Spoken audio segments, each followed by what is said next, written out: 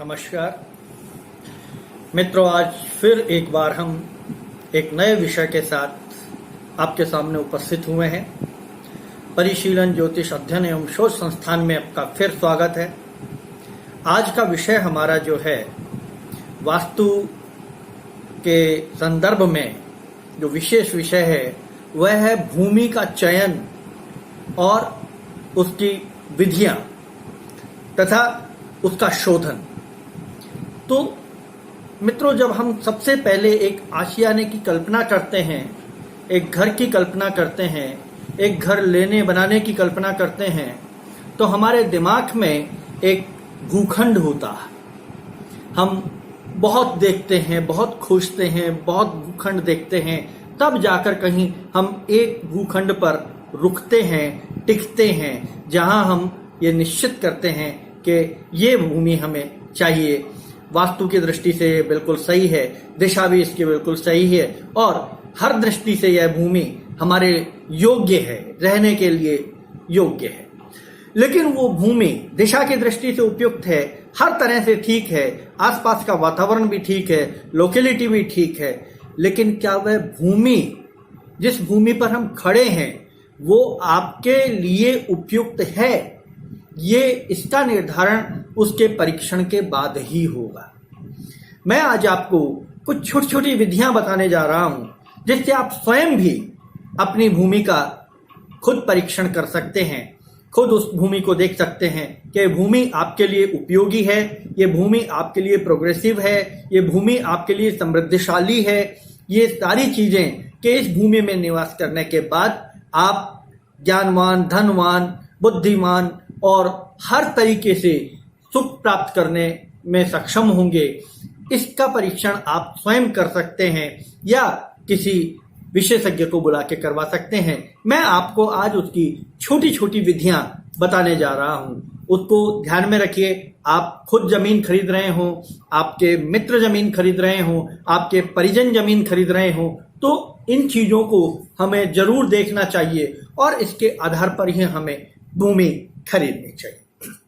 सबसे पहली बात, जब हम भूमि देखने जा रहे हैं तो शुभ घड़ी, शुभ समय का निर्धारण कर लीजिए। उसके बाद ही आप भूमि देखने जाएं या भूमि परीक्षण की बात करें। देव स्मरण करें, अपने इष्ट का, अपने आराध्य का स्मरण करें और भूमि पर चले जाएं। वहां जाकर आप उस भूमि पर अपने हाथ से या किसी मजदूर से 1 हाथ लंबा, 1 हाथ चौड़ा, 1 हाथ गहरा एक गड्ढा खुदवाएं। एक बार फिर, 1 हाथ लंबा, 1 हाथ चौड़ा, 1 हाथ गहरा एक गड्ढा खुदवाएं और जब वो गड्ढा खुद जाए तो उस खुदी हुई मिट्टी को वापस उस गड्ढे में भर दें। यदि तो मिट्टी शेष रह जाती है, मतलब गड्ढा भर गया और उसके बाद भी पर्याप्त मिट्टी बची हुई है, तो आप ये समझिए यह जमीन, यह भूखंड आपके लिए बहुत ही फलदायक है, बहुत शुभ है, बहुत लाभकारी है। और यदि तो वो मिट्टी सारी उस गड्ढे में समाहित हो जाए और गड्ढा फिर भी खाली है, तो मित्रों, अगर वह भूमि आपको मुफ्त में भी मिल रही हो तो उस भूमि को मत लीजिएगा। आपके नाम चढ़ते ही, आपके नाम रजिस्ट्री होते ही उस भूमि का प्रभाव आपके जीवन पर पड़ना शुरू हो जाएगा। इसलिए उस भूमि को आप बिल्कुल त्याग दीजिएगा। अगर पहले वाली स्थिति है, छोड़िएगा मत। दूसरी वाली स्थिति है, मुड़कर मत देखिएगा। ये इसका एक पहला परीक्षण की विधि है। दूसरी विधि है कि आप इतना ही बड़ा एक गड्ढा खोदिए, 1 हाथ लंबा, 1 हाथ चौड़ा, 1 हाथ गहरा, और उस गड्ढे को आप पानी से पूरा भर दीजिए, लबालब पानी से भर दीजिए। और फिर 100 कदम गिनकर आप पूर्व दिशा में चले जाइए या उत्तर दिशा में चले जाइए। उस गड्ढे से 100 कदम गिन के या तो पूर्व दिशा में या उत्तर दिशा में आप चले जाइए और फिर 100 कदम वापस आ जाइए। यदि आप लौटकर उस गड्ढे तक वापस आते हैं और गड्ढा पानी से पूरा भरा हुआ है, तो उस जमीन को किसी भी कीमत पर मत छोड़िएगा। फिर अगर बेचने वाला उसके दाम ज्यादा भी मांग रहा है तो दे दीजिएगा। यदि आधा गड्ढा खाली हो जाता है यानी वो सामान्य भूमि है, नुकसान भी नहीं करेगी, लाभ भी नहीं देगी। लेकिन यदि वो बिल्कुल खत्म हो जाता है पानी, वो जमीन पानी सोख लेती है, तो बहुत प्यासी जमीन है मित्रों। उस जमीन को उसी समय छोड़ दीजिएगा, दिमाग से भी निकाल दीजिएगा और किसी नई भूमि की तलाश में जुट जाइएगा। ये दूसरी विधि है। तीसरी विधि मैं आपको बताता हूं कि यदि भूमि की खुदाई करते वक्त आप जगह जगह 2-3 जगह यानी पूरी भूमि है उसमें आप 5-4 कोने ले लीजिए, कोनों के बीच से में आते हुए एक बीच में आप 5 जगह खुदाई करिए, लगभग 2-2, 3-3 फीट। यदि उस खुदाई में आपको शंख, मणि, मूंगा, तांबा, पत्थर ये अगर निकलते हैं तो यह भूमि शुभ है। शंख, मणि, मूंगा, तांबा या पत्थर अगर निकलता है तो अच्छी है। यदि ईंटें निकलती हैं तो यह आर्थिक दृष्टि से बहुत अच्छी है। और यदि इसमें मृत जानवर की हड्डियां, खोपड़ी, इंसानी खोपड़ी, कोयला, बाल, चींटियों का घर, दीमक का घर, अजगर का घर, भूसा, कोड़ी, रुई, जली हुई लकड़ियां आदि अगर निकलती हैं तो यह भूमि बहुत अशुभ है। मित्रों, इस भूमि को मत खरीदना, छोड़ देना इस भूमि को, क्योंकि यह भूमि शमशान के समान है। यह भूमि, जो इस भूमि में रहेगा, जो इस भूमि को लेगा, उसमें वंश वृद्धि नहीं होगी, वंश की हानि होगी। इसलिए इस भूमि को भूल कर भी नहीं खरीदना, दूसरी भूमि तलाशना प्रारंभ कर दीजिए। चौथा जो मैं आपको बिंदु बता रहा हूं वह है कि भूमि गुणों के आधार पर भी उसकी अच्छाई और बुराई निर्धारित होती है। भूमि को भी 4 वर्णों में बांटा गया है। जैसे हमारे 4 वर्ण हैं, मानव समाज के 4 वर्ण हैं, उसी प्रकार भूमि के भी 4 वर्ण बनाए गए हैं। उन वर्णों में भूमि को विभाजित किया गया है। पहला, ब्राह्मण वर्ण की जो भूमि है उसकी मिट्टी जो है वो सफेद रंग की होती है। उस मिट्टी को आप सूंघिए, उसमें बड़ी अच्छी खुशबू आती है। वह भूमि बहुत शुभ होती है। उसको आप 1 फीट, 2 फीट, 3 फीट, 4 फीट खोदते अगर जाएंगे तो आपको उसमें सफेद भूरी बालुई मिट्टी निकलेगी, साफ सुथरी मिट्टी निकलेगी। मिट्टी को उठाकर सूंघेंगे तो अच्छी खुशबू आएगी। ऐसी खुशबू आएगी जैसे जब पानी की बूंद, बरसात की बूंद मिट्टी पर पड़ती है, पहली बूंद पड़ती है और जो सौंधी सी महक आती है वो महक आपको उस मिट्टी में आएगी। आप ये समझिए ये भूमि बहुत अच्छी है। दूसरी तरीके की भूमि होती है क्षत्रिय भूमि। उसकी खुदाई में मिट्टी लाल रंग की निकलती है।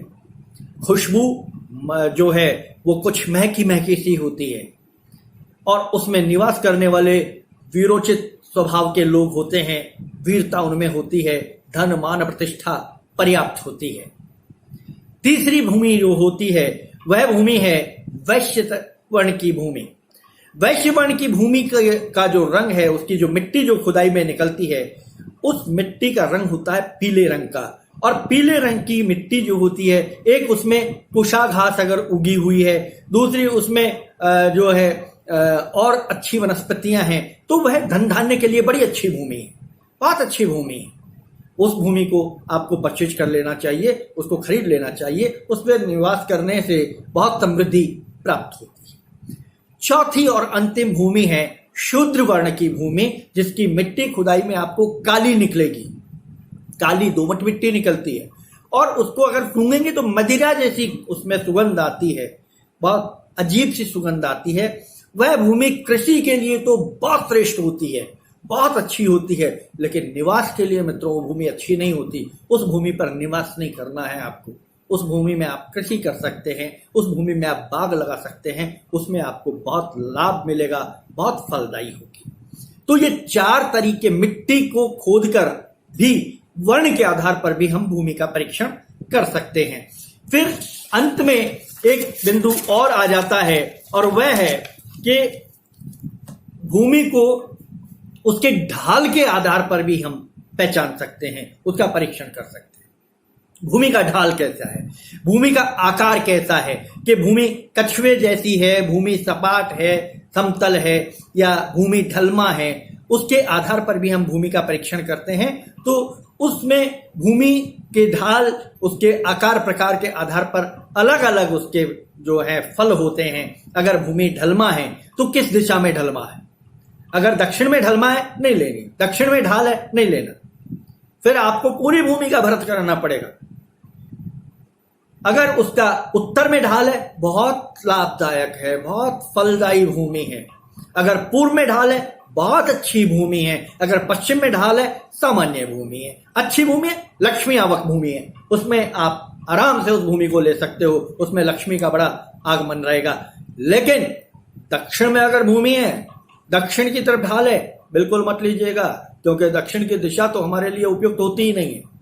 हाँ, अगर व्यापारिक प्रतिष्ठान उसमें आपको बनाना है, यदि उसमें कोई दुकान बनानी है, यदि उसमें कोई शोरूम बनाना है, यदि उसमें कोई गोदाम बनाना है, यदि कुछ में ऑफिस बनाना है, यदि कोई व्यापारिक भवन बनाना है, तो वो भूमि बहुत अच्छी है। तब आप उस भूमि को ले सकते हैं और उसमें आप निर्माण कार्य कर सकते हैं। तो ये हम भूमि के आकार प्रकार और उसके ढलान के आधार पर भूमि का परीक्षण करते हैं। तो मित्रों, ये है भूमि का परीक्षण हम कैसे करें, भूमि का निर्धारण कैसे करें, किस तरह की भूमि हम लें, किस तरह के भूखंड को हम अपने निवास के लिए लें, किस तरह के भूखंड को हम अपने व्यापार के लिए खरीदें। इसके आधार पर सुनिश्चित करने के बाद ही आप भूमि में पैसा लगाएं, उसको अपने नाम चढ़वाएं, क्योंकि जिस दिन भूमि आपके नाम चढ़ गई उस दिन वो आपके ग्रहों से जुड़ जाएगी, उसके हानि लाभ शुभ लाभ नुकसान सब आपके हो जाएंगे। इसलिए मित्रों, एक बहुत बड़ी जीवन भर की पूंजी लगाने से पूर्व एक बार उस भूमि का परीक्षण स्वयं कर लीजिए, बताई गई विधि के आधार पर, अथवा किसी विशेषज्ञ को बुलाकर उसकी निगरानी में आप एक बार उस भूमि का परीक्षण कर लीजिए। मानसिक रूप से भी आप संतुष्ट हो जाएंगे। तो देखिए, वास्तु की दृष्टि से सबसे पहले भूमि की हम जिस भूमि को हम परचेज करना चाहते हैं, खरीदना चाहते हैं, जिस भूमि पर निवास स्थान बनाना चाहते हैं, सबसे पहले उसकी दिशा का निर्धारण करना है। उसके बाद उस भूमि का शुभ और अशुभ का निर्धारण करना है, उसके खुदाई मिट्टी के प्रकार के आधार पर, और उसके बाद उसके ढाल और आकार प्रकार के आधार पर उसका निर्धारण करना है। और जब यह सुनिश्चित हो जाए कि यह भूमि हमारे लिए बहुत श्रेष्ठ है, हर दृष्टि से श्रेष्ठ है, तब आप उसमें मकान बनाएं, खूबसूरत मकान बनाएं। वो मकान आपका बहुत फलदायी होगा, समृद्धिदायक होगा, आपका यश मान और सम्मान बढ़ाने वाला होगा। तो मित्रों, इस वीडियो को आप लाइक करें, शेयर करें, और इस चैनल को आप सब्सक्राइब करें। तो आगे भी आपको इसी तरह के उपयोगी वीडियो मैं देता रहूंगा, देने का प्रयास करता रहूंगा। नमस्कार।